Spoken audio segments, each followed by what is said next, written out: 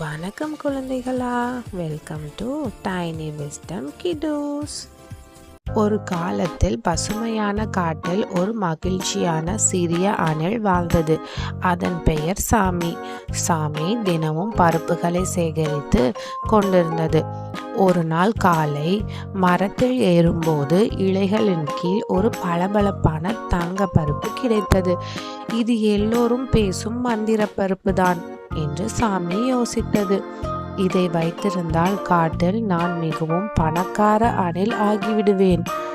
ஆனால் அம்மாவின் வார்த்தைகள் நினைவுக்கு வந்தன. நேர்மைதான் சிறந்த பொக்கிஷம். அப்போதுதான் ஞானி ஆந்தை வந்தது. சாமி, அது என் இழந்த தங்கப்பருப்பு. வீட்டுக்கு செல்லும் போது விழுந்து விட்டது. திருப்பி தருவாயா என்று ஆந்தை வருந்தியது. சாமி மனம் குழம்பியது.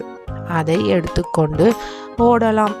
ஆனால் அதற்கு பதிலாக அது கொடுத்தது, இதோ உங்கள் பருப்பு, தற்செயலாக கிடைத்தது என்று சாமி புன்னகைத்தது. ஆந்தை மகிழ்ந்தது. நன்றி சாமி, உன் நேர்மை என் இதயத்தை தொட்டது. இனி என் மரத்தில் பருப்புகள் நிறைந்துள்ளன. எப்போ வேண்டுமானாலும் வா என்றது. உண்மையிலேயே ஆந்தை சாமியும் எல்லா விலங்குகளுக்கும் பருப்புகளை பகிர்ந்தது. அன்று முதல் சாமியின் நண்பர்கள் அதன் நேர்மையை பாராட்டினர்.